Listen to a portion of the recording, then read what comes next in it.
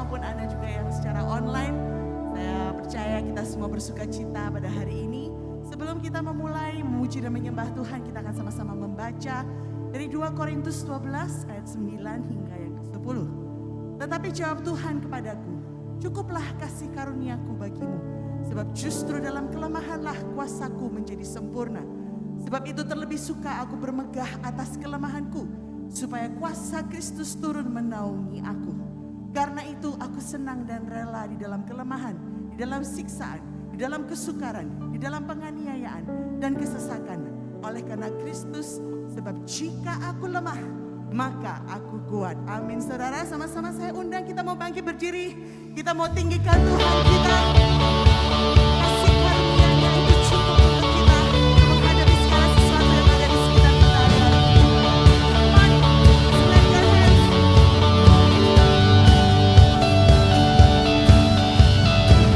Great is your faithfulness, oh God. You wrestle with the sinner's restless heart.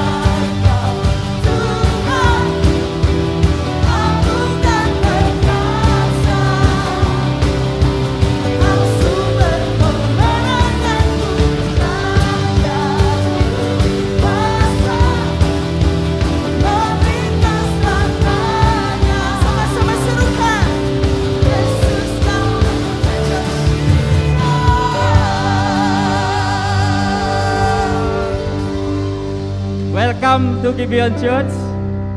Di sini bukan tempat untuk orang yang sempurna, tapi tempat di mana kita semua disempurnakan oleh kuasa Injil dan kasih karunia yang ada di dalam Yesus Kristus Tuhan. Saudara, sebelum kita memasuki penyembahan lebih dalam lagi, kita akan membacakan katekismus reformasi, dan minggu ini kita akan memasuki pertanyaan yang ke-6. Pertanyaan yang ke-6, seperti biasanya saya akan membacakan pertanyaannya, saudara membaca bagian kuning jawabannya, dan kita akan bersama-sama membaca ayat Alkitab. Bagaimana kita dapat memuliakan Allah? Kita memuliakan Allah dengan menikmati Dia, dengan isi Dia, mempercaya Dia, dan mentaati kehendak-Nya, perintah-perintah dari. Sebagai pembacaan, kita baca di dalam Ulangan 11 ayat 1, kita baca dengan suara keras. Haruslah engkau mengasihi Tuhan Allahmu dan melakukan dengan setia kewajibanmu dengan berpegang pada segala ketetapan, peraturan, dan perintah-perintahnya. Amin. Silakan duduk, saudara. Bagaimanakah kita memuliakan Tuhan? Di dalam Ulangan tadi dikatakan yaitu dengan mengasihi Tuhan. Dan kasih Tuhan itu kita kasih kita kepada Tuhan itu kita manifestasikan dengan mentaati perintah-perintahnya. Artinya sebenarnya Tuhan itu lebih mementingkan hati kita daripada perbuatan-perbuatan kita. Mengapa, saudara? Sebab seringkali ketika kita mentaati perintah-perintahnya, maka kita melakukannya itu dengan motivasi hati yang salah. Ada orang yang berusaha mentaati perintahnya karena takut dihukum atau takut masuk neraka. Sebaliknya, ada juga yang mentaati perintah Tuhan, itu tujuannya adalah untuk supaya mendapatkan perkenanan, supaya diberkati, supaya bisa masuk surga. Saudara, kalau kita melakukan perintah Tuhan dengan motivasi seperti ini, sebenarnya tujuannya adalah bukan untuk mengasihi Tuhan, tetapi karena kita mengasihi diri kita sendiri. Lalu pertanyaannya, bagaimanakah kita mungkin bisa mengasihi Tuhan? Saudara-saudara, orang yang ada di luar Kristus tidak akan mampu atau sanggup untuk mengasihi Tuhan. Mengapa? Karena manusia itu sudah jatuh di dalam dosa. Dan dosa itu membuat manusia orientasinya adalah memuliakan dirinya sendiri.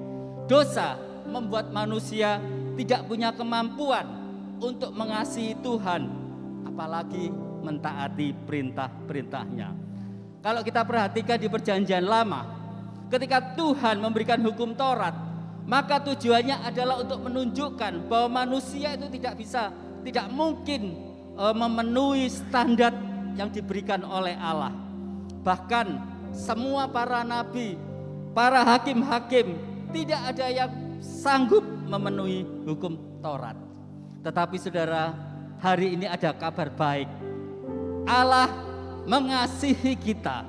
Oleh sebab itu Dia berinisiatif memberikan anaknya yang tunggal, yaitu Yesus Kristus Tuhan, untuk datang ke dunia, mati di kayu salib untuk menggenapi seluruh hukum Taurat.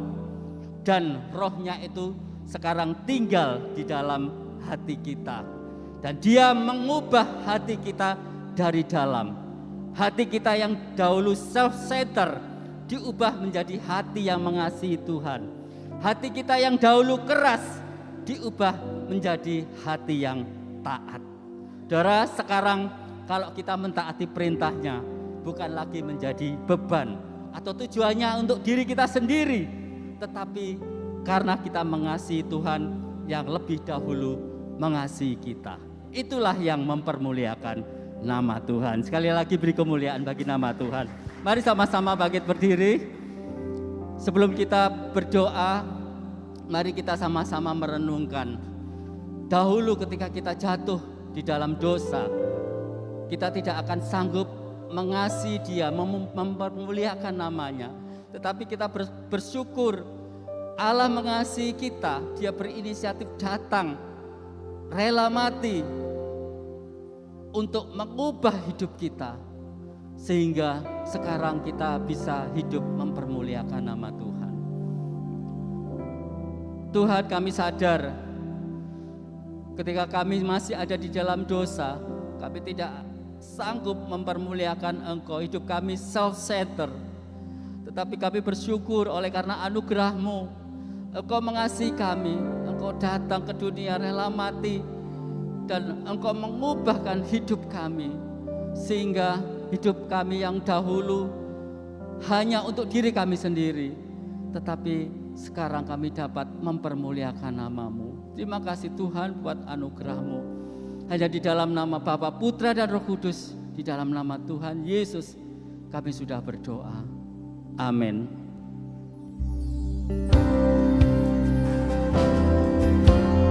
Allah sumber rahmat kami, Kau mengasihi kami terlebih dahulu sehingga kami bisa mengasihi Engkau. Ya, hidup kami memuliakan Engkau. Terima kasih.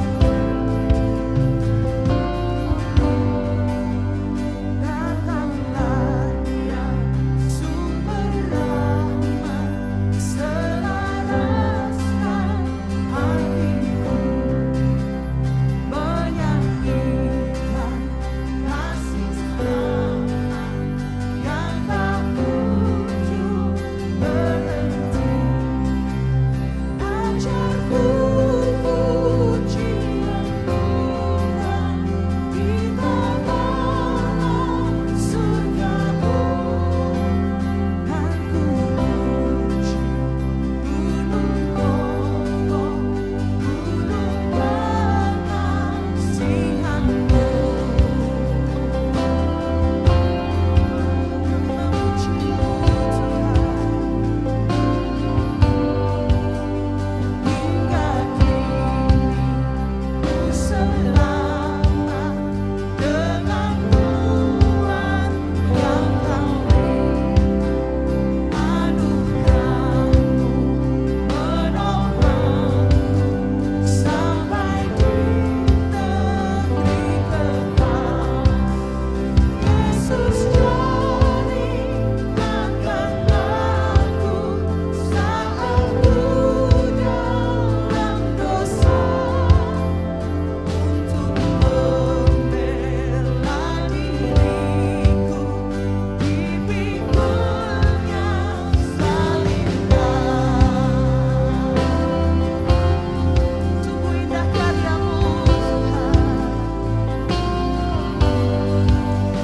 Tiap kali ku berhutang pada kasih abadi, ikat hatiku yang sesat dengan rahmat tak henti.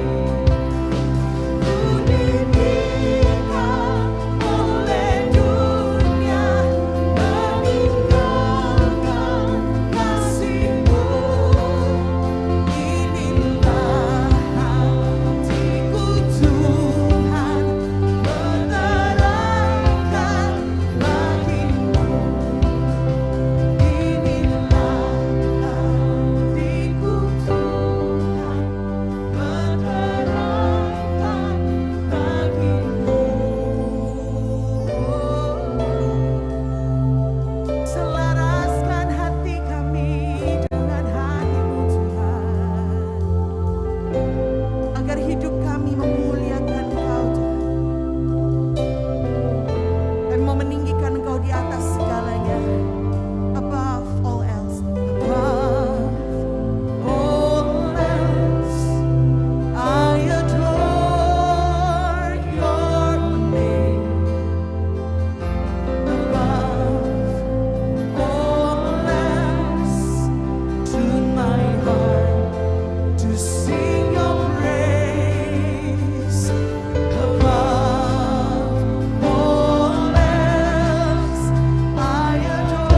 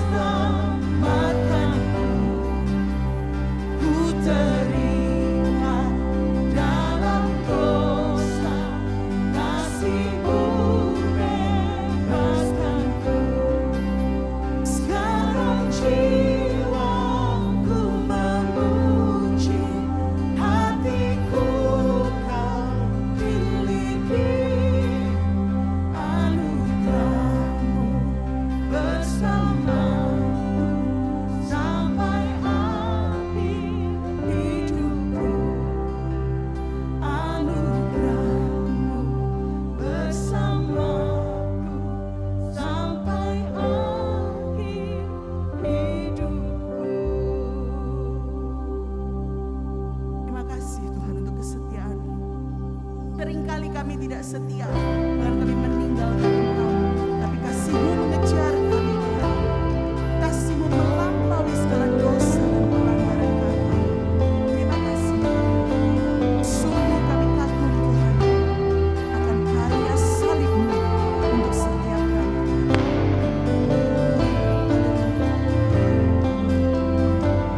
Kasih yang melupakan pelanggaran, walau maha tahu dan ingatnya. Allah hapuskan segala kesalahan. Berlimpah kasih-Nya melampaui dosa. Puji Dia, puji Tuhan, sebab kasih-Nya sempurna. Kasih-Nya baru tiap pagi, berlimpah kasih-Nya melampaui dosa.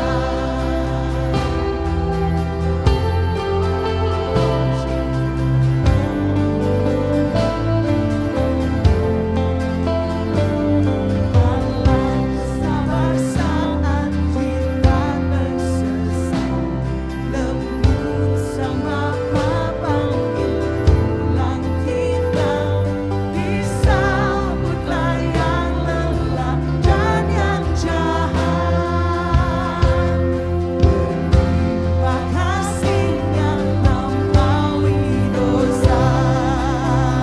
Puji Tuhan, sebab kasih-Nya sempurna.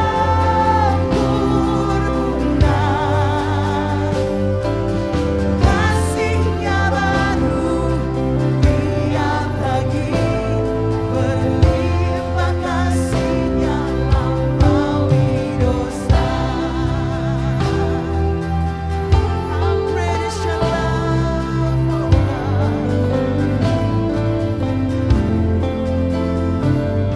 Allah, curahkan kasih tanpa batas.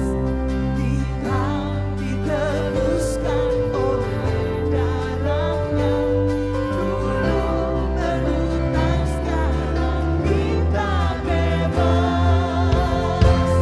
Berlimpah kasih-Nya melampaui dosa. Oh, praise the Lord. Puji Tuhan, sebab kasih-Nya sempurna. Kasih-Nya baru tiap pagi, berlimpah kasih-Nya melampaui dosa. Puji Tuhan, sebab kasih-Nya sempurna.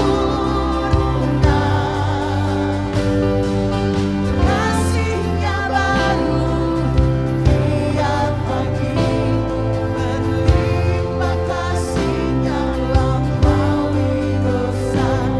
Berlimpah kasih-Nya melampaui dosa. Berlimpah kasih-Nya melampaui dosa.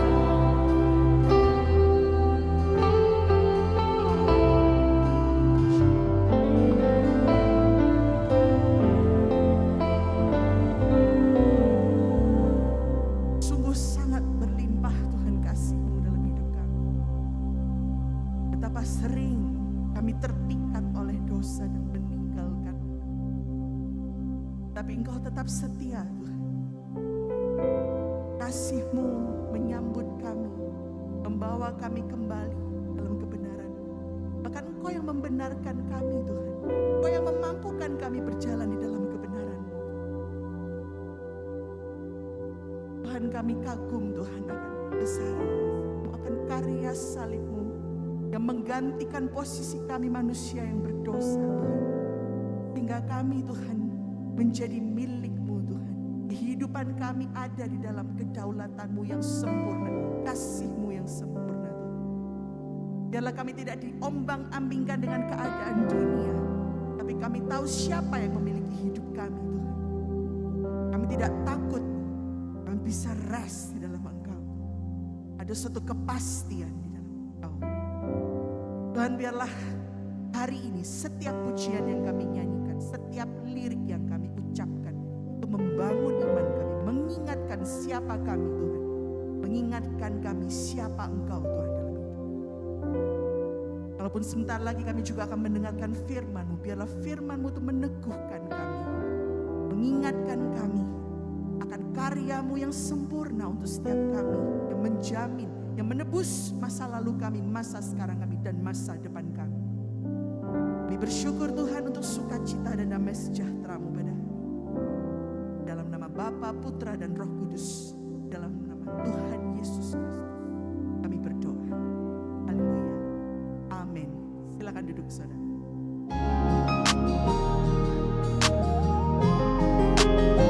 Saat ini kita diberi kesempatan untuk memberikan persembahan.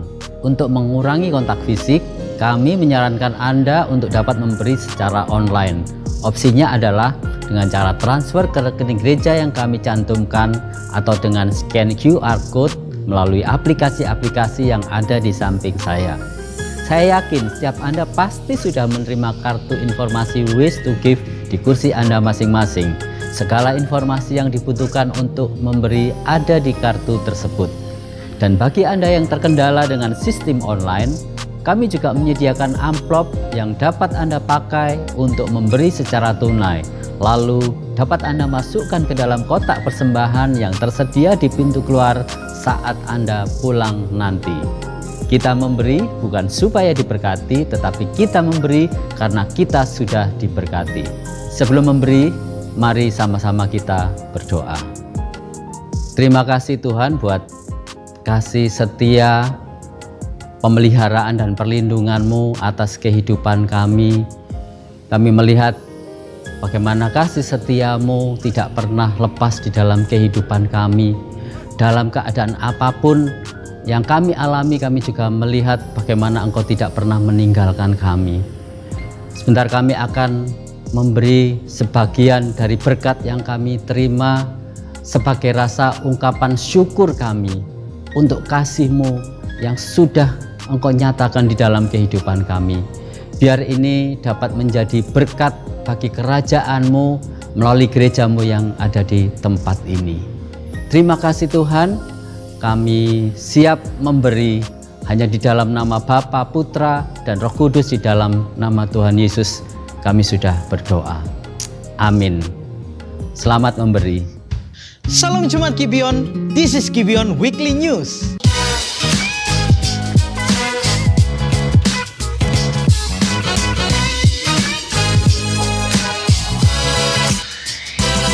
Istilah antikris dan rapture bukanlah sesuatu yang asing di telinga orang Kristen. Hampir semua orang Kristen mengetahui bahwa istilah tersebut sering dikaitkan dengan konteks eskatologi, doktrin tentang akhir zaman. Ada banyak pendapat, spekulasi, dan ketidakjelasan mengenai kedua hal tersebut yang justru membuat kebingungan di kalangan orang Kristen. Lalu bagaimana Alkitab menjawab kesimpang siuran opini tentang kedua topik tersebut? Join us dalam acara webinar teologia dengan judul Rethinking Antichrist and Rapture pada tanggal 3 dan 4 Maret 2021 dilayani oleh Bapak Yakub Tri Handoko yang dilakukan secara online dengan kontribusi peserta Rp20.000. Pendaftaran sudah dibuka mulai hari ini melalui sosial media Gibeon atau kunjungi www.gibeon.church. Pendaftaran kelas doktrin kekristenan APS dan APB masih dibuka. Kelas ini akan dimulai tanggal 7 Maret 2021. Daftarkan diri Anda melalui QR Code di sosial media atau kunjungi www.gibeon.church. Kelas ini ditujukan untuk Anda yang sudah berjemaat di Gibeon. Kelas pranikah akan dimulai pada tanggal 23 Februari 2021. Untuk Anda yang akan menikah dan diberkati di Gibeon pada periode bulan Juli hingga November 2021, Daftarkan diri Anda melalui QR Code yang ada di Instagram Gibeon atau kunjungi www.gibeon.church. Sebelum mendaftar, mohon membaca ketentuan yang ada di laman tersebut. PAUD Zoe Gibeon sedang membuka pendaftaran murid baru 2021 hingga 2022. Dapatkan potongan harga spesial khususnya apabila Anda mendaftar di bulan Januari hingga Maret 2021. Informasi lebih lanjut atau melakukan pendaftaran, hubungi nomor di bawah ini. Leaders, jangan lupa untuk mengikuti Leaders Gathering siang ini pukul 1 melalui Zoom. Minggu depan Gibeon akan mengadakan perjamuan kudus dalam ibadah onsite. Untuk Anda yang mengikuti ibadah di rumah, pastikan Anda menyiapkan roti dan anggur perjamuan. Kami juga menyediakan paket perjamuan yang dapat Anda ambil di gereja. Terakhir, ada yang baru dalam melakukan registrasi ibadah onsite. Untuk mempermudah Anda mendapatkan barcode, setelah mengisi data diri, Anda bisa langsung menekan tombol lihat detail registrasi dan Anda akan mendapatkan QR code pendaftaran. Tips agar tidak kesusahan, Anda dapat melakukan screen capture, oke? Semoga membantu and see you on site. This is Gibeon Weekly News. Selamat mendengarkan khotbah. Amen. Berikan kanan kirimu, katakan Happy Sunday, kasih senyum meskipun mereka nggak bisa lihat senyum saudara, mereka bisa lihat mata saudara ya. Welcome to Gibeon Church. Bagi saudara yang on-site, kami mempunyai hashtag bukan tempat untuk orang sempurna, yang online juga bukan tempat untuk orang sempurna, tetapi kita semua disempurnakan oleh kasih karunia Tuhan dan kuasa Injil.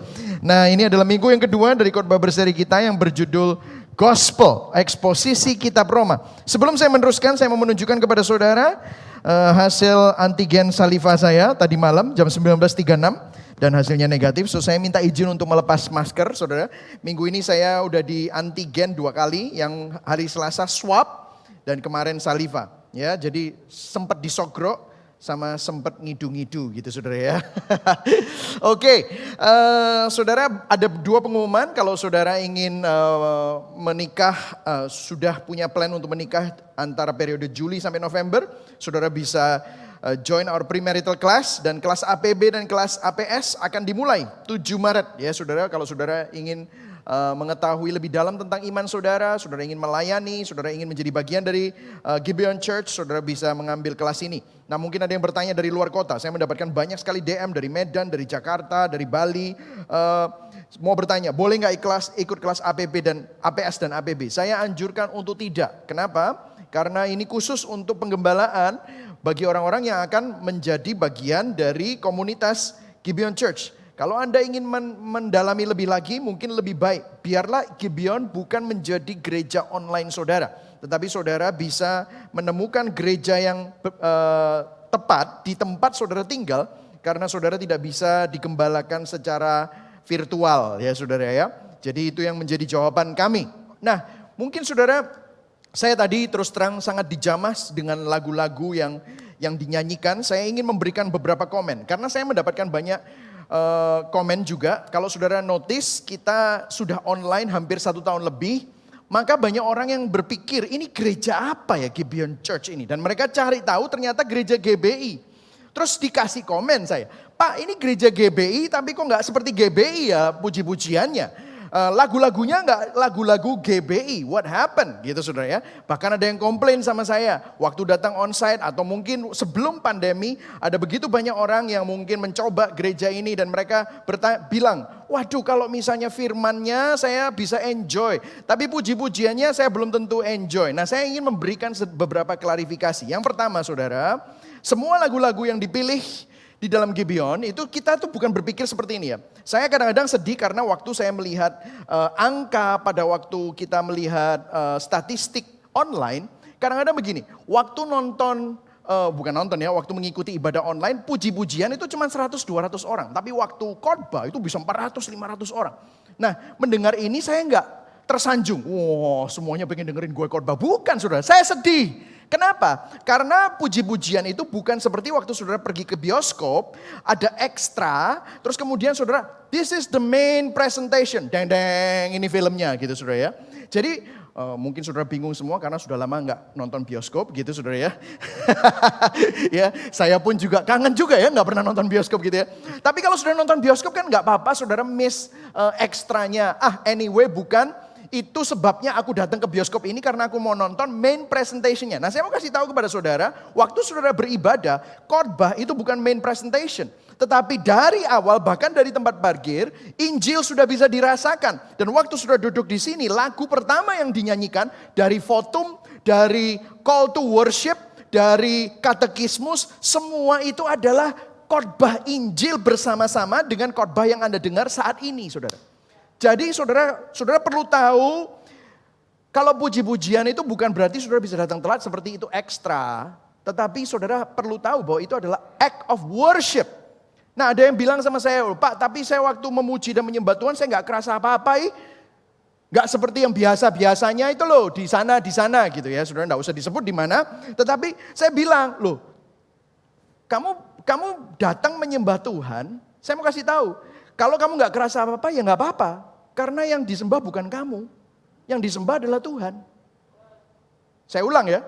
Jadi kalau kita datang ke gereja, saudara gak kerasa apa-apa. Itu yang lumrah, bukan disembah, yang disembah bukan saudara. Yang disembah adalah Tuhan. Yang setuju katakan amin. Jadi when you come, you don't come to get something. Jadi kita ini bukan melayani pangsa pasar saudara.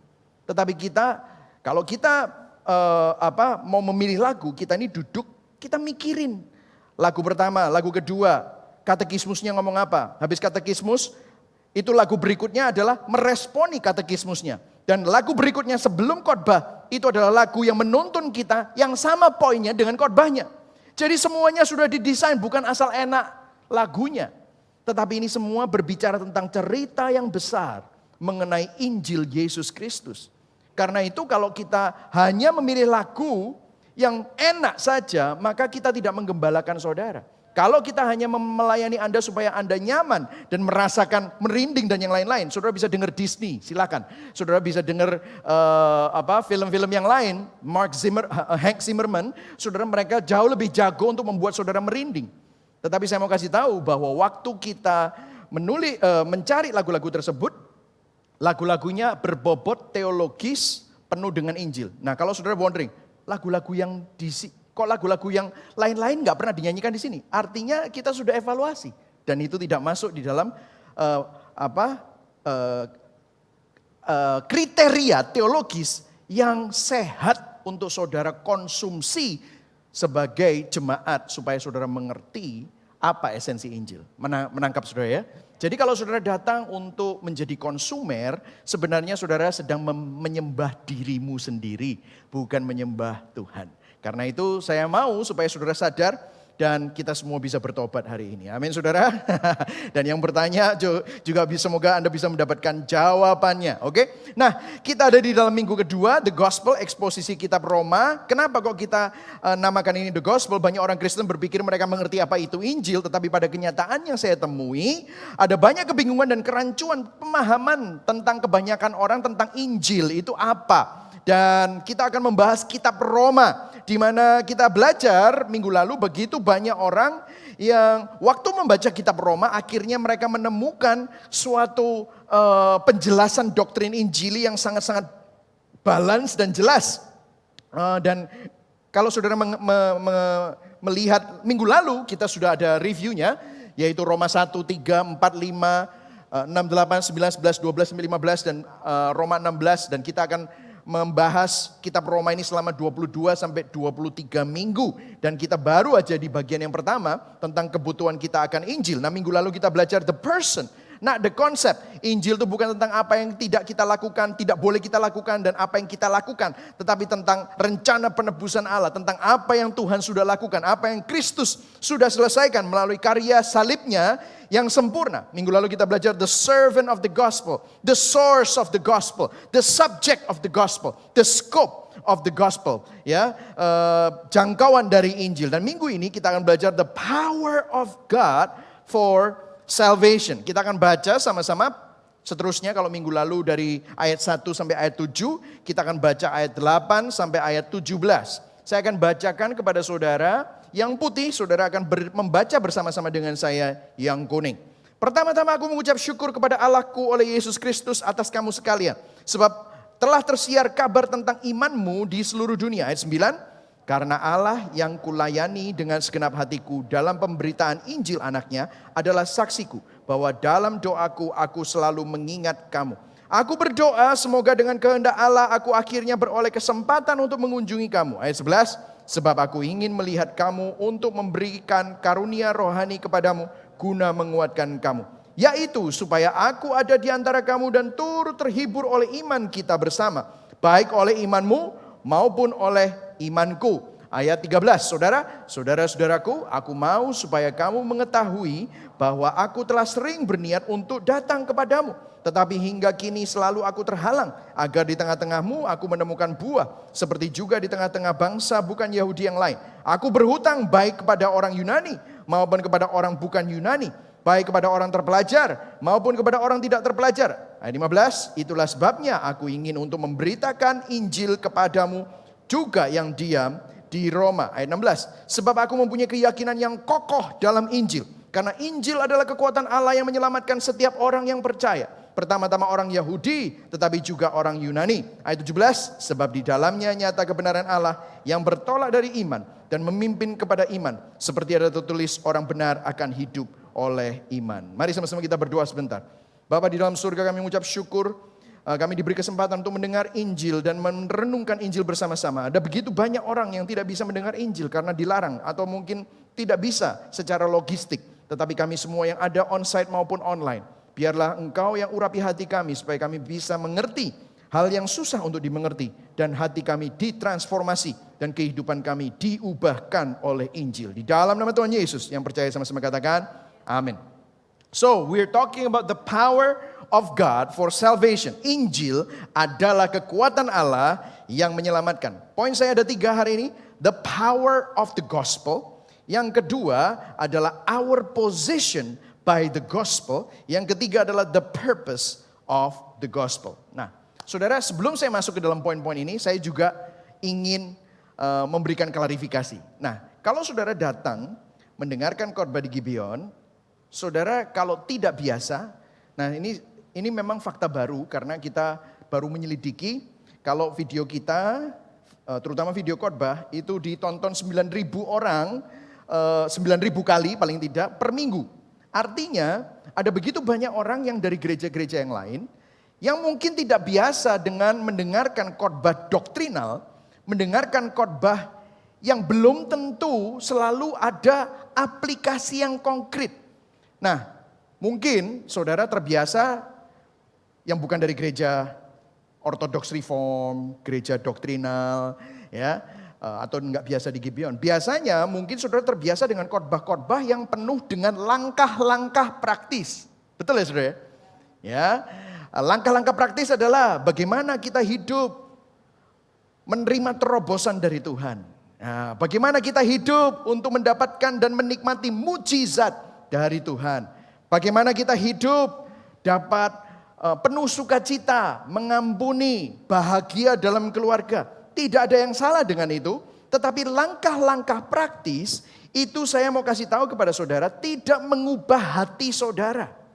Langkah-langkah praktis hanya mengubah perilaku saudara. Bahkan saudara sudah dikasih tahu, A kamu harus begini, B kamu harus begitu, kamu harus begini dan harus begitu. Nah, masalahnya bukan tentang kita mau atau bukan kita tidak tahu, sebenarnya kita ini tahu kalau kita seharusnya melakukan itu, tetapi kita tidak mempunyai kuasa untuk melakukannya. Itulah sebabnya langkah-langkah praktis hanya membuat Anda, kalau Anda bisa melakukannya, akan membuat Anda sombong.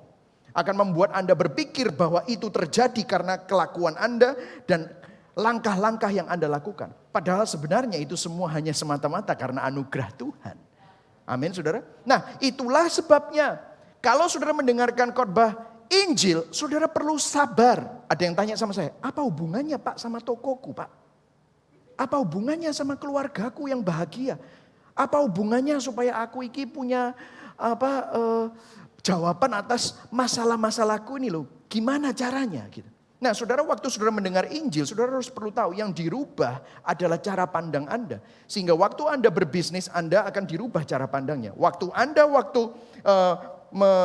membesarkan anakmu, berhubungan dengan, berelasi dengan istrimu, itu semua, suamimu, itu semua dirubah karena cara pandang Injil. Yang setuju katakan amin. Nah itulah sebabnya biasanya aplikasinya di belakang. Tetapi ada suatu gambar besar yang saudara perlu terima, sehingga itu akhirnya mengubah dan mengoperasi hati Anda. Karena hati Anda ini perlu dikalibrasi saudara. Nangkep saudara ya? Jadi sabar, katakan kepada kanan kirimu, bro sabar ya, amin ya saudara. Yang online sabar. Jadi pasti nanti di belakang saudara akan menemukan, oh gini toh kaitannya. Yes, ada kaitannya. Nah saya akan berbicara tentang the power of the gospel. Nah firman Tuhan berkata, kalau saudara lihat di ayat yang ke-9, bagaimana Paulus itu melayani Tuhan dengan segenap hati. Saudara perlu mengerti, Paulus ini dipukuli, dicambuk, mengalami tekanan, mengalami duri dalam daging, pernah mengalami kapal karam 3 kali. Dan kapal karam yang ketiga dia cari ranting untuk menghangatkan dirinya dan membantu teman-temannya, digigit ular. Kalau saya temannya Paulus bilang, kamu Paulus, kamu kok sial banget sih. Ayo doa pelepasan yuk gitu misalnya saudara ya. Kita tengking itu ikatan-ikatan dari roh nenek moyang kan begitu kan saudara ya. Ya ini aduh saya banyak menyindir kanan kiri ya saudara ya. Mungkin saudara kalau saudara hamba Tuhan kok kayaknya hidupnya seperti Paulus ini sial banget loh saudara. Tetapi Paulus bilang, dikatakan bahwa aku mempunyai keyakinan yang kokoh dalam Injil. I am not ashamed. Aku nggak malu terhadap Injil. Dan dia betul-betul kalau bahasa Surabayanya ngeten pol gitu saudara ya. Wah benar-benar ngotot saudara. Dan dia benar-benar pantang mundur untuk melakukan ini semua gitu. Dan bahkan kalau saudara baca di Kisah Para Rasul 20 ayat 24. Dia katakan, tetapi aku tidak menghiraukan nyawaku sedikit pun. Asal saja aku dapat mencapai garis akhir dan menyelesaikan pelayanan yang ditugaskan Tuhan Yesus kepadaku. Untuk apa? Ayo untuk apa? 1, 2, 3. Untuk memberi kesaksian tentang Injil kasih karunia. Noh, ini mengapa sih? Apa yang menyebabkan Paulus gak malu melayani Tuhan dengan segenap hati, bahkan tidak menghiraukan nyawanya untuk memberitakan Injil? Nah, kuncinya di sini saudara. Ayat 16b. Karena, ayo baca sama-sama yang udah dibunderin ini saudara. 1, 2, 3. Injil adalah kekuatan Allah yang menyelamatkan setiap orang yang percaya. Saudara, the gospel is the power of God for salvation. Paulus tahu dia hidupnya diubah oleh Injil. Sebelumnya dia adalah antagonistik terhadap Kristus dan Injil. Tetapi pada waktu dia ketemu, berhadapan dan bertatapan muka dengan Injil Kristus di dalam perjalanan ke Damaskus, hidupnya dirubah completely. Dia sekarang benar-benar sadar bahwa minggu lalu kita belajar dia doulos.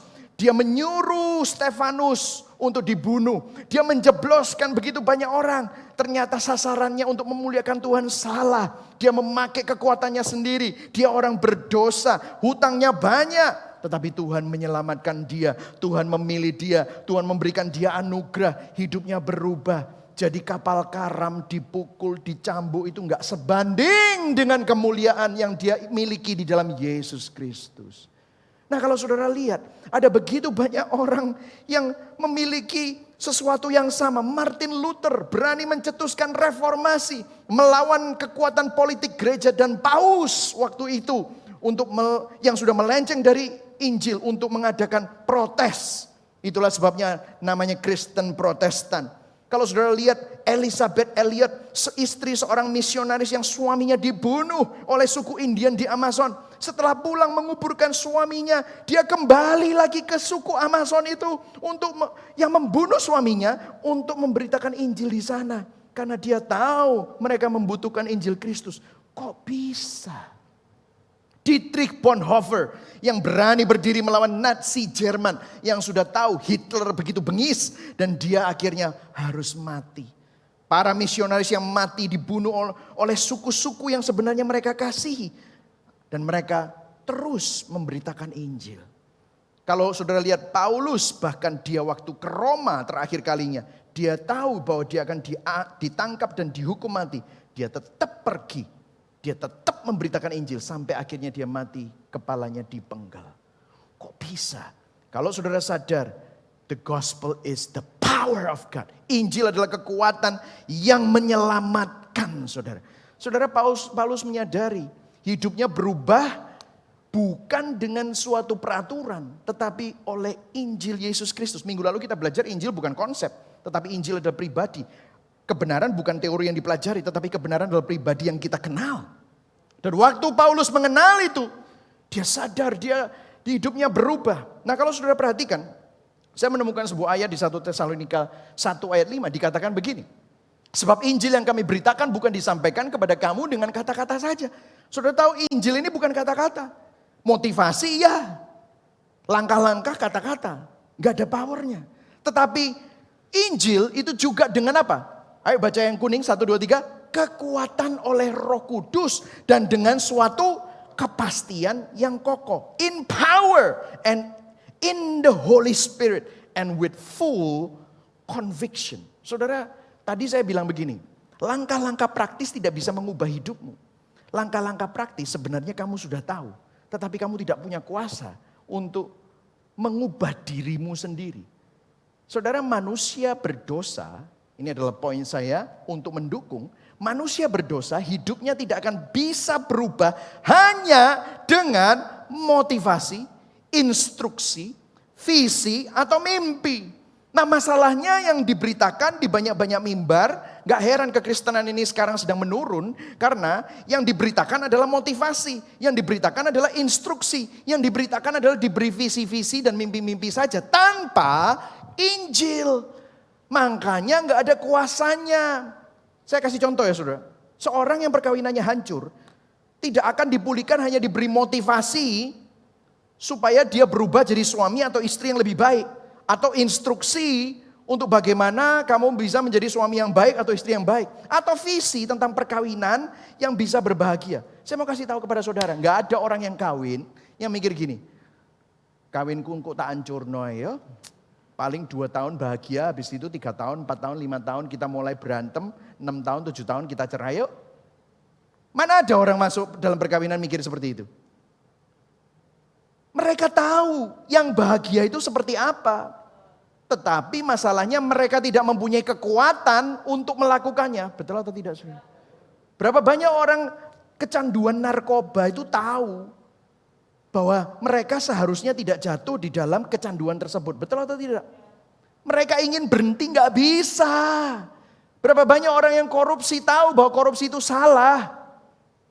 Tetapi mereka mau berhenti gak bisa. Kenapa? Karena itu natur dosa manusia. Manusia berdosa hidupnya tidak akan berubah hanya dengan motivasi, instruksi, visi, atau mimpi. Seorang yang hidupnya patah semangat belum tentu memiliki semangat baru hanya diberi motivasi. Karena dia tahu mestinya dia gak boleh seperti itu. Dikasih instruksi, kamu jangan patah semangat.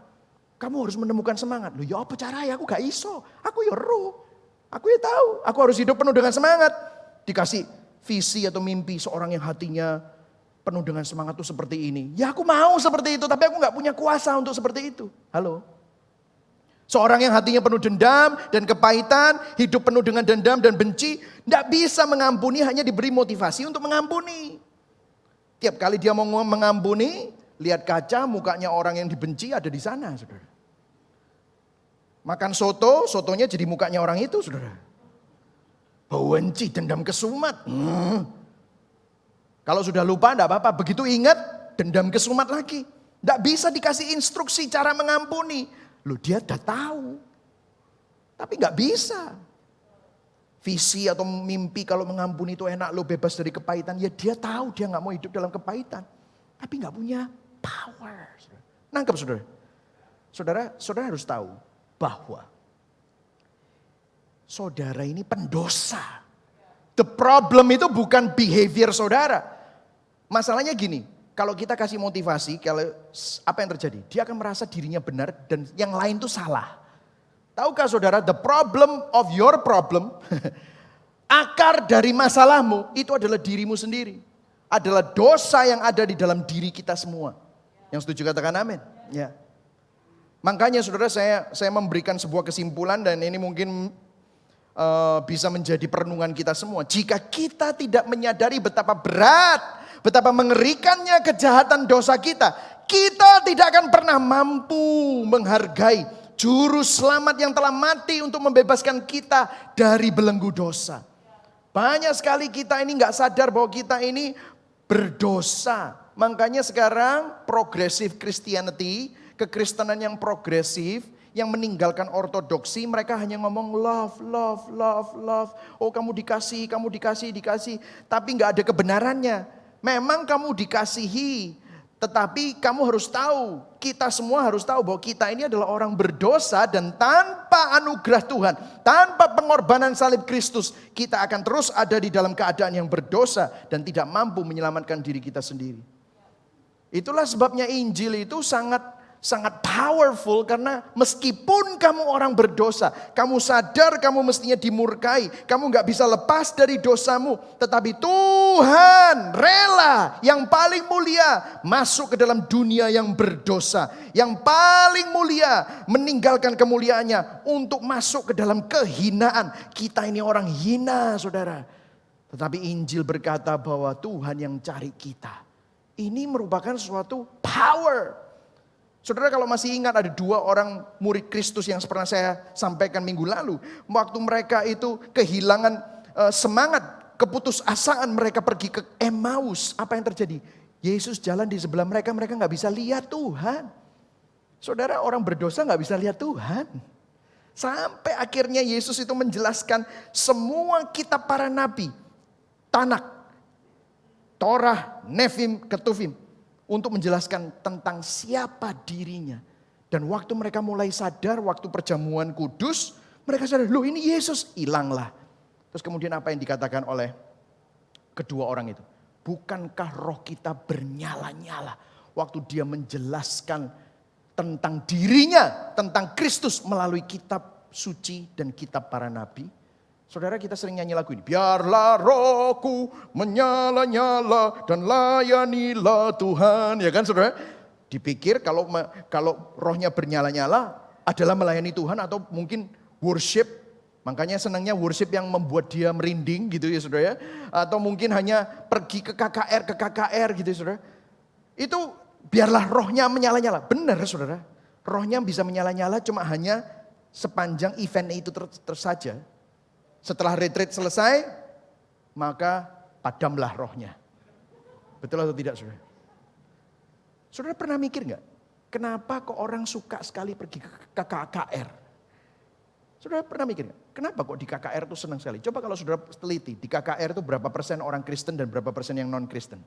Padahal kebaktian kebangunan rohani untuk penginjilan, ya kan? Kenapa kok orang suka ke KKR? Karena di KKR Injil diberitakan.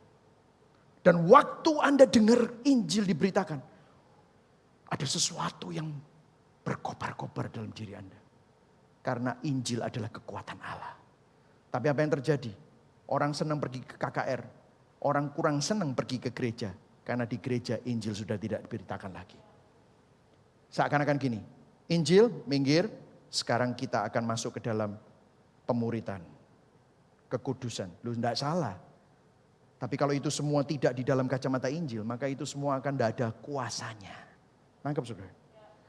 Jadi kita harus sadar bahwa hidup kita ini nggak bisa tanpa Injil. Kalau saudara baca tadi ini kan 1 Tesalonika 5a. Nah kemudian 1 Tesalonika 9 dikatakan Rasul Paulus meneruskannya. Sebab mereka sendiri bercerita tentang kami, bagaimana kamu sambut dan bagaimana kamu berbalik dari berhala kepada Allah untuk melayani Allah yang hidup dan yang benar. Berhala berbicara tentang worship. Worship berbicara tentang penyembahan dan ibadah. Itu adalah masalah hati. Bagaimana kamu berbalik dari berhala kalau ini hati mereka berubah. Saudara, saya perlu kasih tahu kepada saudara bahwa Injil itu mengubahkan hati. Transformasi dari dalam keluar. Bukan perbuatannya dulu yang dimodifikasi, tetapi hatinya dulu yang ditransformasi. Saudara, Injil mengubah hati. Anugerah kasih karunia itu adalah root, akar. Kelahiran baru adalah akar. Perbuatan baik itu adalah buah. Nangkap saudara? Jadi percuma saya kasih Anda langkah-langkah praktis kalau hatimu gak berubah. Ada begitu banyak orang tadi katekismusnya luar biasa. Ada begitu banyak orang kelihatannya melayani Tuhan. Kelihatannya melakukan hal-hal yang agamawi. Tetapi kalau dia melakukan itu semua karena dia takut untuk masuk neraka. Maka dia sebenarnya tidak cinta Tuhan. Tetapi dia cinta dirinya sendiri, saudara. Ada begitu banyak orang yang melakukan puasa, doa untuk mendapatkan perkenanan Allah. Supaya dia bisa masuk surga. Kalau saudara tanya sama dia, kalau di surga gak ada Tuhan, gak ada Yesus, kamu tetap mau masuk surga gak? Dia pasti bilang mau. Kenapa? Karena dia gak begitu peduli apakah Tuhan ada di sana. Yang dia penting gak masuk neraka, aku masuk surga. Lah dia cinta siapa? Dirinya sendiri. Hatinya gak berubah, saudara. Itulah sebabnya Injil is the only way. The gospel is the only way. Akulah jalan, kebenaran dan hidup. Karena ini bicara tentang relasi. Itulah sebabnya mereka bisa berbalik. Karena ada kuasa Injil yang mengubahkan kita semua. Yesaya 36 ayat 26 saya gak ada di sini. Itu mengkonfirmasi bahwa hati kita yang berubah. Yesaya 36 ayat 26 berkata, kamu akan kuberikan hati yang baru. 700 tahun sebelum Yesus lahir, Yesaya sudah bilang ini. Kamu akan kuberikan hati yang baru, roh yang baru di dalam batinmu. Aku akan menjauhkanmu dari tubuhmu, hatimu yang keras. Dan kuberikan kepadamu hati yang taat. Wow, hatinya yang dirubah oleh Tuhan. Terus kemudian, rohku akan kuberikan diam di dalam batinmu. Dan aku akan membuat kamu hidup menurut ketetapanku dan tetap berpegang pada peraturan-peraturanku dan melakukannya. Siapa yang memampukan? Roh Kudus yang melahirkan baru hati kita yang penuh dengan dosa. Barang siapa yang ada di dalam Kristus, 2 Korintus 5 ayat 17, dia adalah ciptaan yang baru. Jadi saudara, apa yang terjadi waktu Injil diberitakan? Waktu Injil diberitakan, kuasa Roh Kudus bekerja untuk mengubah, mentransformasi hati dan kehidupan kita. Ada kuasa yang bekerja. Domba-dombaku mendengar suaraku, Yesus berkata. Jadi kalau kita mengumandangkan Injil, kita mengumandangkan suara Sang Gembala. Maka domba-dombanya yang semestinya diselamatkan, apakah itu online, apakah itu di radio, apakah itu di Spotify, apakah itu di aplikasi, mereka akan mendengar suara Sang Gembala. Karena the gospel is the power of God that will bring salvation. Yang setuju katakan amin. Yang setuju berikan tepuk tangan buat Tuhan. Wow, luar biasa, amin saudara. Ini adalah kebenaran saudara. Kalau saudara sadar ini, wah luar biasa sekali. Saya berdoa supaya saudara sadar. Itulah sebabnya saudara, saya tidak akan mengizinkan orang berdiri di pulpit ini kalau mereka tidak mengerti Injil. Kalau mereka enggak berkhotbah Injil.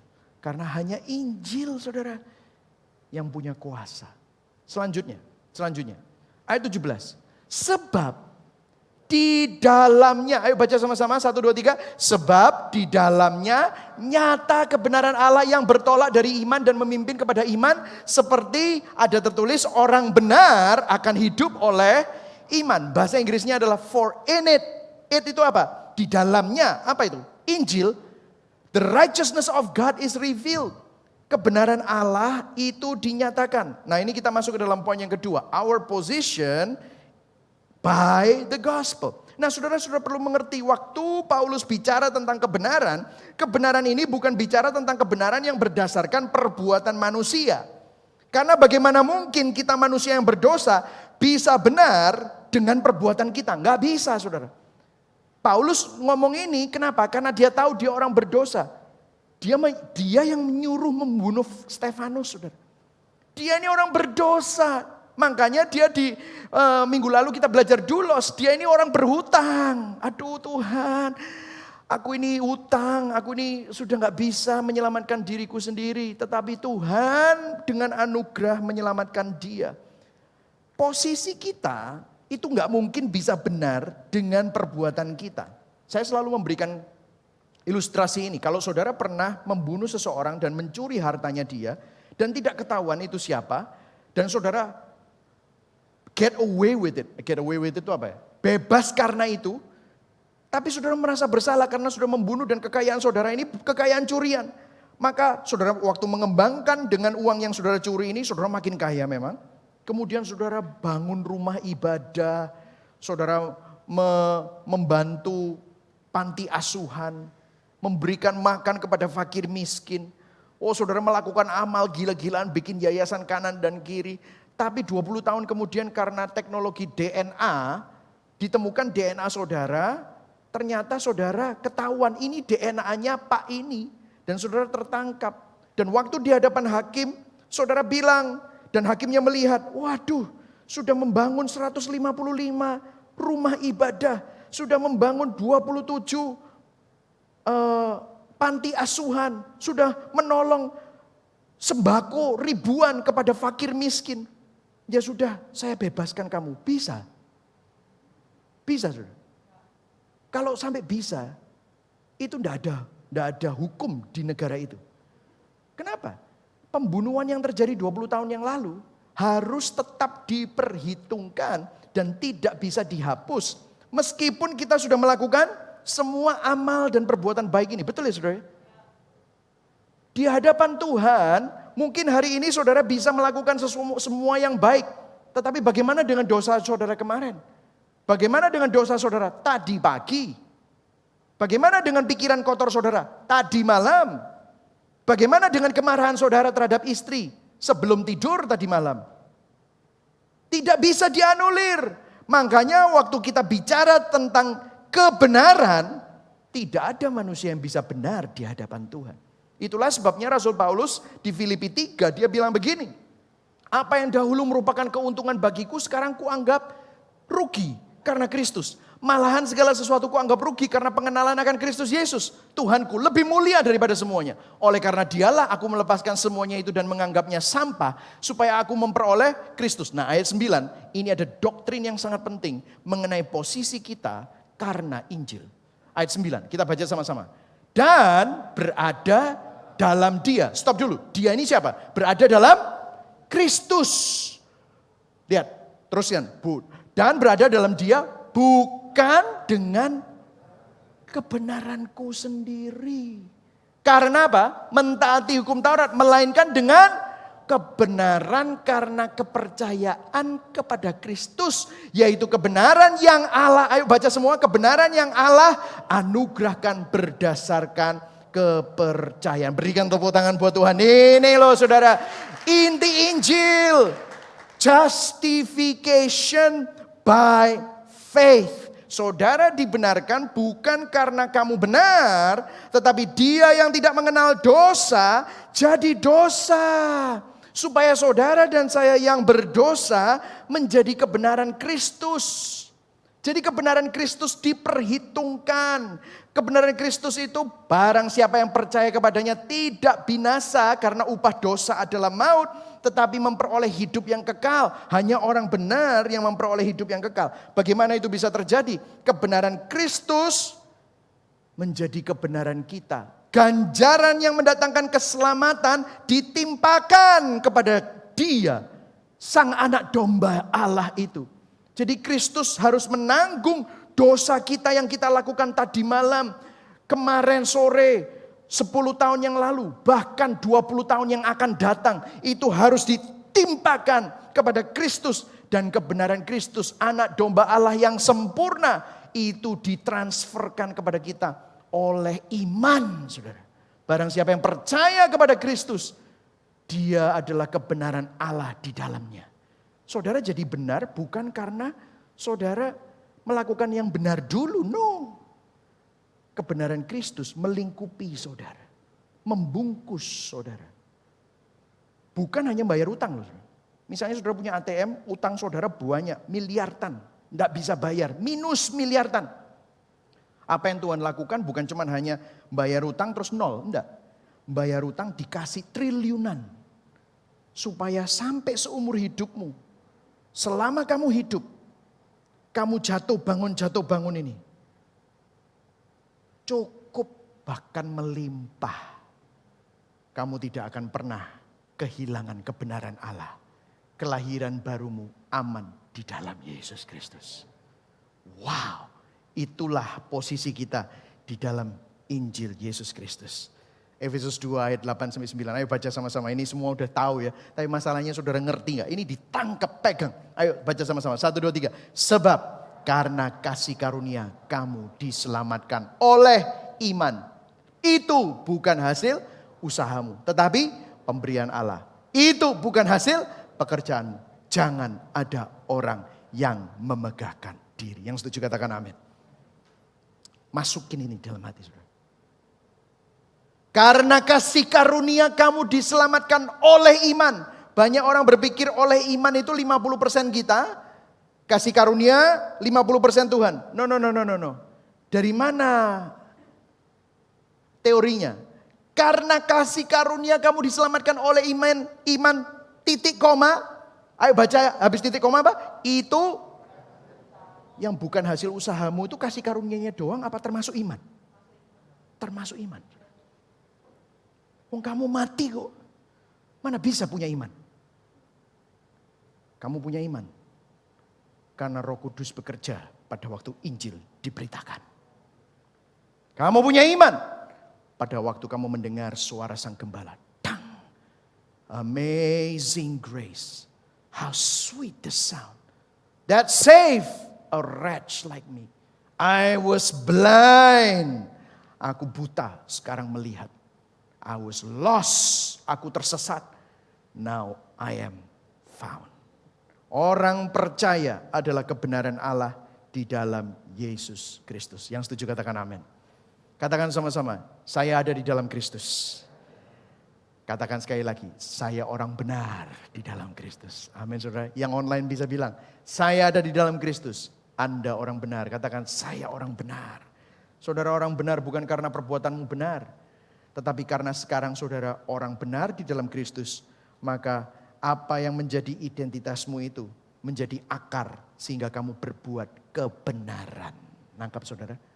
Jadi kebenaran itu bukan syarat lagi, tapi kebenaran merupakan kesempatan untuk kita memuliakan Tuhan.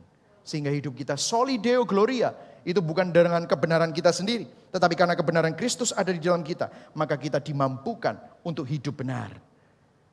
Akan dimampukan untuk mengasihi orang. Akan dimampukan untuk bisa memuliakan Tuhan dan melayani Tuhan. Itulah posisi kita di dalam Kristus. Nah, yang ketiga, the purpose of the gospel. Tujuannya apa? Nah, coba kita teliti dari ayat yang ke-8. Kita jarang memperhatikan hal ini. Karena dibilang begini, saudara. Pertama-tama, aku mengucap syukur kepada Allahku oleh Yesus Kristus atas kamu sekalian. Apa yang diucapkan syukur Paulus terhadap jemaat di Roma? Nah, jemaat di Roma terdiri dari orang Yahudi, orang Yunani, dan orang Romawi. Meledak. Tetapi orang Yunani sangat sombong dengan filosofinya. Dan dia merendahkan orang Yahudi. Tapi orang Yahudi juga sangat sombong dengan agamawinya. Dengan sunat dan dengan semua persembahannya. Dan cara-cara Judaisme. Judaizer ya saudara. Dan kemudian orang Romawi sangat sombong dengan powernya, dengan budayanya yang sangat kekinian pada saat itu. Dan mereka semua meskipun mereka adalah orang-orang yang duduk semeja dan bilang bahwa kamu adalah my brother and my sister, ada ketegangan. Tetapi ada sesuatu yang menarik dari jemaat di Roma. Mereka semua adalah apa? Sebab telah tersiar kabar tentang imanmu di seluruh dunia. Artinya apa? Kalau terkenal dengan imannya, artinya orang-orang Romawi itu adalah jemaat di Roma adalah orang-orang yang Kristen, orang percaya lahir baru. Betul ya saudara? Lahir baru. Tetapi lihat, ada sesuatu yang menarik di sini dan janggal dan kita akan perhatikan. Nah kemudian Rasul Paulus berkata di ayat 13, saudara-saudara aku mau supaya kamu mengetahui bahwa aku telah sering berniat untuk datang kepadamu. Tetapi hingga kini selalu aku terhalang agar di tengah-tengahmu aku menemukan buah. Seperti juga di tengah-tengah bangsa bukan Yahudi yang lain. Kenapa? Karena dia Rasul Paulus adalah rasul untuk orang yang non-Yahudi. Makanya dia senang ada orang Yunani, ada orang Romawi. Terus kemudian dia berkata, aku berhutang baik kepada orang Yunani maupun kepada orang bukan Yunani, baik kepada orang terpelajar maupun kepada orang yang tidak terpelajar. Bahasa Inggrisnya dikatakan barbarian. Jadi ini luar biasa sekali. Bukan cuma hanya orang terpelajar, tetapi orang-orang barbar pun jadi Kristen, saudara. Lahir baru. Nah, ayat 15 dia tahu. Waktu dia menulis ini ada suatu ketegangan di dalam golongan-golongan ini. Ayat 15, nah ini kuncinya. Ada yang janggal di sini. Itulah sebabnya aku ingin untuk memberitakan apa, saudara? Injil kepada kamu juga yang diam di Roma. Nah, menurut saya ini janggal. Kalau mereka semua orang percaya, kalau mereka semua orang Kristen, mestinya kalau Paulus mau datang ke sana, kenapa? Pertanyaan saya ini, mengapa Rasul Paulus tidak mengadakan seminar manajemen konflik? Mendapatkan sense of humor saya yang agak aneh. Mengapa Rasul Paulus tidak mengadakan seminar conflict resolution? Tahu conflict resolution? Bagaimana berdamai? Ya kan? Kenapa kok tidak mengadakan seminar manajemen gereja? Lelah lebih cocok tuh. Kenapa tidak mengadakan seminar bagaimana menjembatani perbedaan? Oh, kan lebih keren. Mungkin kalau gereja-gereja sekarang pasti akan seperti itu. Saya tidak menentang. Seminar keluarga baik. Seminar untuk manajemen gereja baik. Tetapi kalau tidak ada dasar Injilnya dan tidak pakai kacamata Injil, maka itu akan percuma. Nggak ada kuasanya. Saya bisa yakin paling top mereka bisa melakukan itu 3 bulan, 6 bulan. Kemudian kembali lagi. Karena masalahnya bukan masalah manajemen, tapi masalah hati yang penuh dengan dosa. Halo, nangkep saudara? Kalau saudara perhatikan ayat 15, itulah sebabnya aku ingin memberitakan Injil kepada kamu juga yang diam di Roma. Saudara, banyak orang berpikir bahwa Injil itu hanyalah awalnya saja dari kekristenan. Terus habis itu gini, sudah ngerti Injil ya. Ayo sekarang masuk ke dalam kekudusan, doa, melayani, memberi, integritas. Betul, saudara? Banyak yang berpikir seperti itu. Injil itu hanya ABC. Habis itu DEFG itu lain lagi. HIJKL itu lain lagi. Tim Keller pernah bilang begini. The gospel is not just ABCs of Christianity, but A to Z of Christianity. The gospel is not just the minimum required doctrine necessary to enter the kingdom, but the way we make all progress in the kingdom. Injil bukan hanya ABC dari kekristenan, tetapi A sampai Z dari kekristenan. Injil bukan hanya doktrin minimum awal yang diperlukan untuk memasuki kerajaan Allah, tetapi jalan untuk semua progres di dalam kerajaan Allah, saudara. Saudara, kalau saudara punya discipleship tanpa kacamata Injil, pemuritan tanpa kacamata Injil, maka saudara akan merasa bahwa orang-orang yang Anda muridkan itu Anda berjasa, sombong. Kalau Anda bisa punya integritas dan Anda berpikir itu adalah karena kamu bisa, maka Anda akan berbangga dengan integritasmu karena Anda melakukannya tanpa Injil. Kalau Anda bisa beribadah dan melakukannya tanpa Injil dan saudara merasa aku dulu doa awal-awal cuma 5 menit, sekarang setengah jam. Oh, sebentar lagi aku 1 jam. Gak kayak kamu. Cuma 2 menit wis turu, gak main kok niku. Betul enggak? Kita merasa bangga terhadap prestasi kita karena kita melakukannya tanpa Injil. Kalau kita bisa hidup bahagia di dalam keluarga dan karena saudara melakukan langkah-langkah praktis dari seminar keluarga, saudara akan merasa karena aku hebat, aku melakukan langkah-langkah ini. Padahal itu semua membuat saudara semakin berdosa. Kalau saya hanya memberikan itu semua, saya hanya menggelitik natur dosa saudara, hatimu tidak pernah berubah. Itulah sebabnya Injil harus terus diberitakan. Injil bukan pada waktu KKR saja. Injil bukan hanya pada waktu kamu diselamatkan. Tetapi Martin Luther bilang begini, I preach the gospel to myself every day. Aku berkhotbah Injil kepada diriku sendiri setiap hari. Karena aku lupa setiap hari. Hidup kita dibebaskan dari belenggu dosa. Kita sudah bebas. Tetapi seringkali kita masih kembali dengan cara-cara kita yang lama. Saudara, Tuhan ingin menyelamatkan hidup saudara dari natur dosa saudara. Galatia 5 ayat 13. Saudara-saudara, memang kamu telah dipanggil untuk merdeka. Tapi janganlah kamu mempergunakan kemerdekaan itu sebagai kesempatan untuk hidup dalam dosa. Melainkan layanilah seorang akan yang lain oleh kasih. Tetapi orientasimu tuh harus kembali kepada Tuhan. Itulah sebabnya saudara tiap minggu perlu dengar Injil. Supaya hati saudara dikalibrasi. Supaya orientasi saudara bukan untuk dirimu sendiri. Yang punya kecenderungan untuk hidup di dalam dosa. Tetapi saudara mempunyai orientasi. Saudara melihat apa yang sementara dan fana ini. Melalui lensa Injil. Melalui lensa bahwa hidupmu bukan diciptakan untuk dunia. Tapi hidupmu diciptakan untuk Tuhan. Hidupmu, rumahmu itu bukan di dalam dunia yang saat ini sedang semakin menuju kepada kebinasaan. Dengan COVID, dengan perang, dengan bencana alam, dengan kerusakan demi kerusakan. Rumah kita bukan di sini. Diingatkan oleh Injil. Kamu mempunyai rumah di langit baru, bumi baru.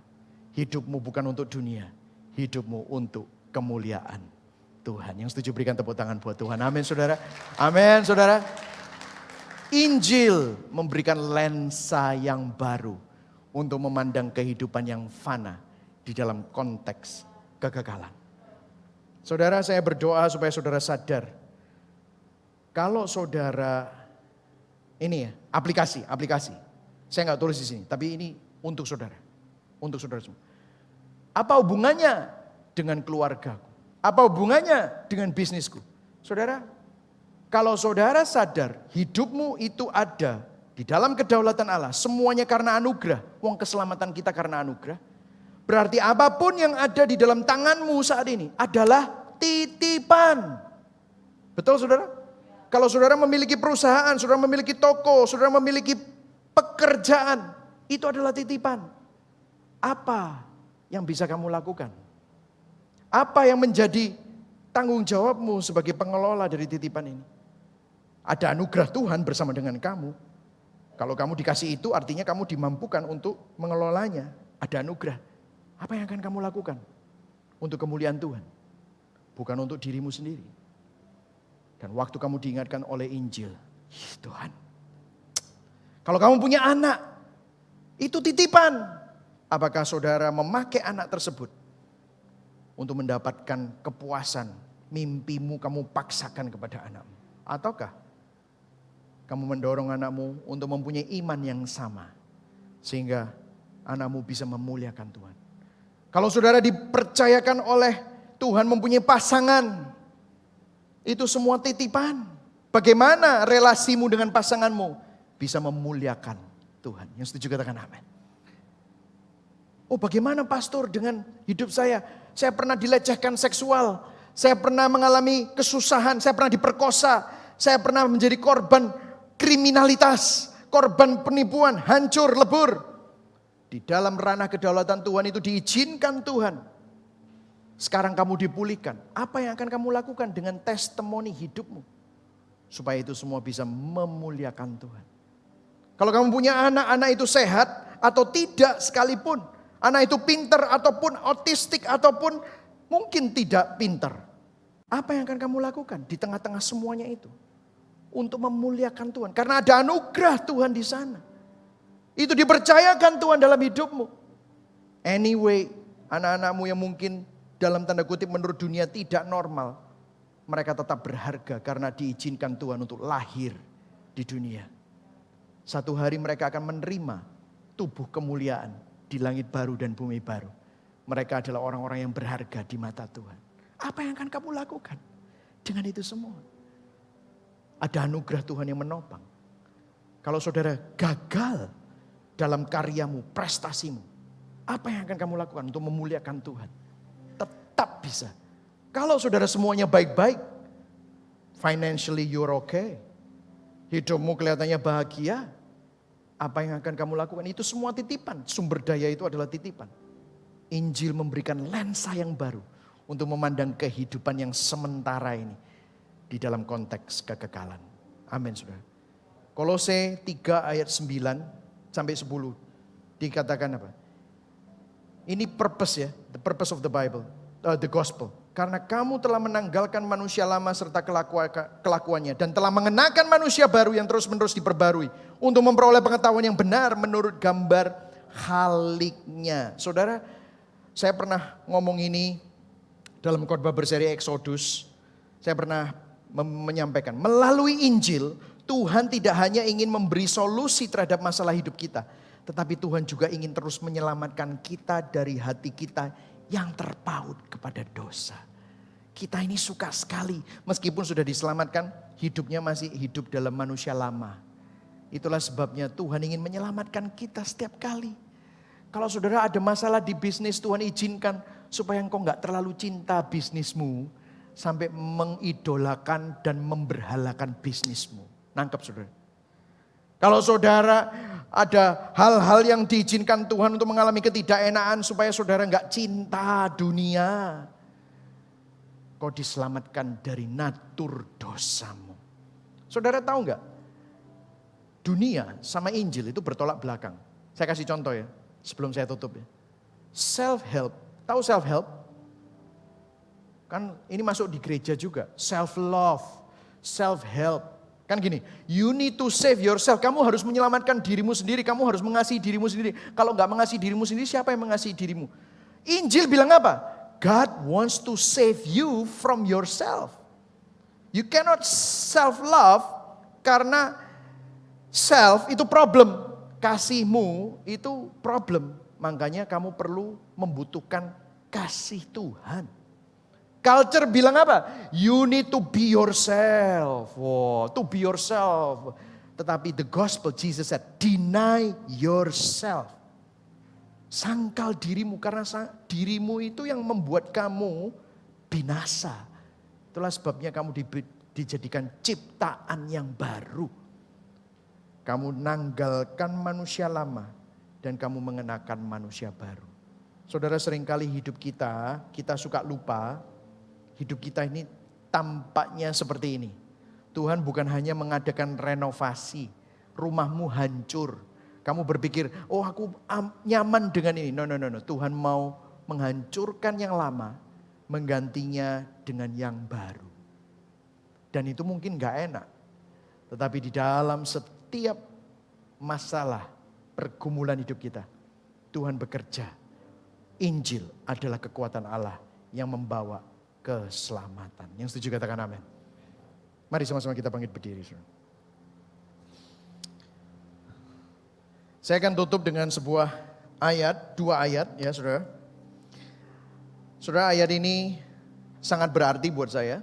Karena Ibrani 12 ayat yang pertama dikatakan, karena kita mempunyai banyak saksi bagaikan awan yang mengelilingi kita. Saya memberikan saudara sedikit kesaksian sambil saudara berdiri, supaya saudara pay attention, yang online juga bisa pay attention. Saudara, tahun 2014 waktu saya pindah ke Indonesia, saya pulang ke Indonesia dengan hati yang sedih karena saya tidak menyangka bahwa pertamanya saya hanya ingin membantu almarhum ayah saya. 3 minggu sebelum saya dan keluarga terbang dari Los Angeles ke Surabaya, ayah saya dipanggil Tuhan. Saya waktu itu lagi pelayanan di San Francisco, pelayanan terakhir, retreat di San Francisco di pegunungan. Saya mendengar kabar bahwa ayah saya meninggal. I was so sad. Saya gak punya kesempatan untuk bisa bertemu, bukan bertemu lah, melayani bareng.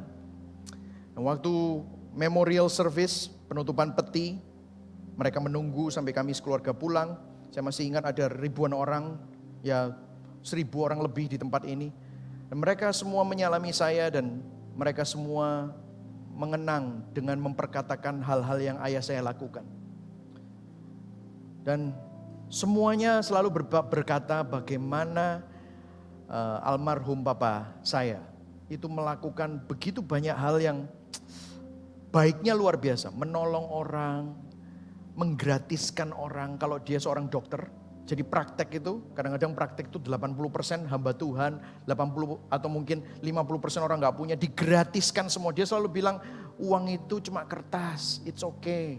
Dia menggratiskan, di rumah sakit dia gratiskan, bahkan vaksin pun dia gratiskan. Saya sampai ketemu berkali-kali, sebulanan itu saya masih ingat. Saya pergi kemanapun di kota Surabaya, kalau mereka recognize saya anaknya Dr. Daniel, langsung dikasih tahu. Waktu saya bicara sama keluarga, saya tahu papa saya itu bukan orang yang kekurangan, tetapi hidupnya begitu sederhana. Dan dia memakai dananya untuk sesuatu yang memuliakan Tuhan, menolong orang, menyumbang ke pelayanan pedesaan, membantu pembangunan gereja, membantu kemana-mana.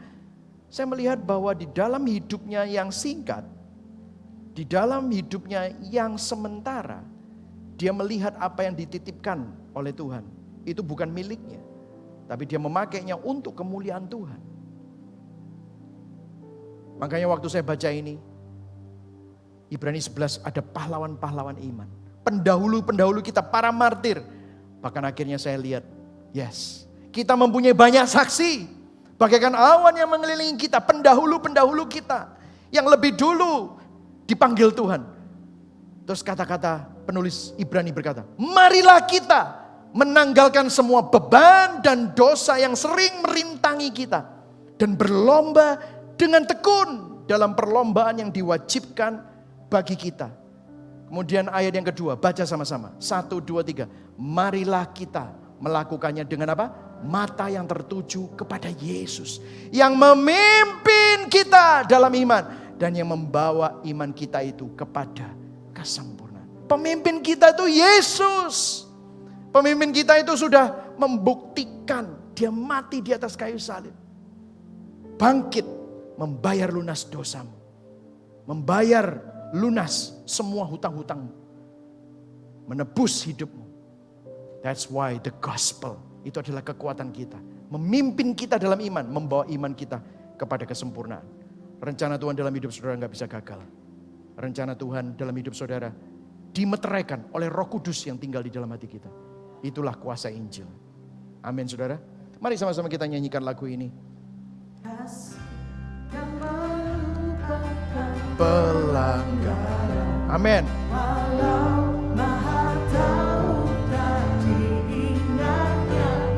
Allah hapuskan segala kesalahan. Berlimpah kasih-Nya lampaui dosa. Amin. Puji Tuhan. Puji Tuhan. Sebab kasih-Nya sempurna.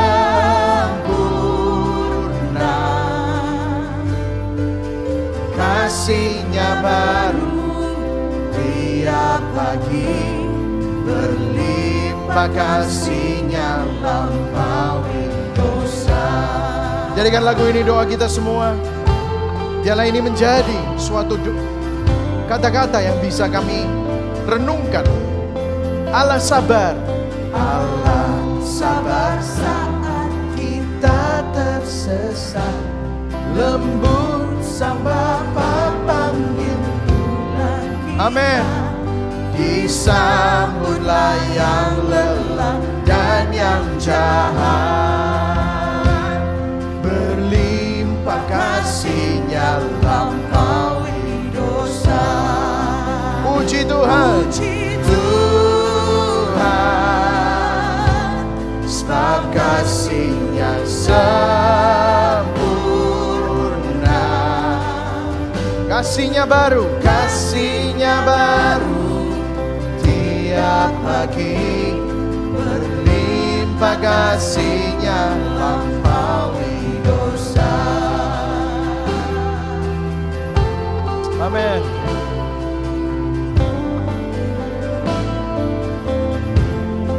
Nyanyikan sama-sama. Allah curahkan kasih tanpa batas. Kita ditebuskan oleh darah-Nya. sekarang kita bebas. Amin. Berlimpah kasih-Nya lampaui dosa. Oh, puji Tuhan, sebab kasih-Nya sempurna. Kasih-Nya sempurna, kasih-Nya baru, kasih-Nya baru tiap pagi. Berlimpah kasih-Nya lampaui dosa. Puji Tuhan, sebab kasih-Nya sempurna.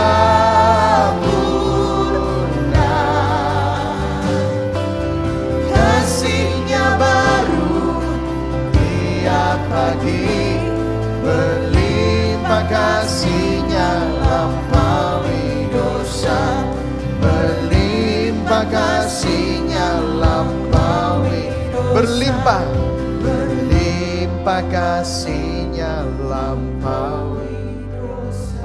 Kalau saudara mau meresponi firman Tuhan, saudara bisa angkat tangan di hadapan Tuhan. Yang di rumah pun, yang online bisa angkat tangan. Saya tahu kita semua ditegur hari ini. Tuhan ampuni kami Tuhan. Seringkali kami lupa bahwa Injil sudah menyelamatkan kami. Injillah yang berkuasa untuk mengubah dan mengkalibrasi hati kami. Tapi seringkali kami fokus terhadap hal-hal yang praktis saja. Kami sering lupa untuk mengkalibrasi hati kami, pandangan kami, pikiran kami dengan Injil-Mu. Hari ini Tuhan ampuni kami. Seringkali kami masih pakai cara-cara manusia lama kami. Kami lupa posisi kami yang sudah dibenarkan, yang sudah dikuduskan. Itu semua bukan milik kami. Itu semua dilakukan oleh Kristus. Dan Kristus tinggal di dalam hati kami. Kalau ada di antara kami yang sedang bergumul, kalau ada di antara kami yang sedang tenggelam di dalam pemikiran kami sendiri, biarlah kami diingatkan bahwa Engkau sudah merangkul kami. Engkau sudah mengambil kami. Kalau kami tersesat, tangan-Mu yang membalikkan kami kepada jalan yang benar. Tangan-Mu yang selalu mengangkat kami pada waktu kami jatuh, Engkau yang angkat kami.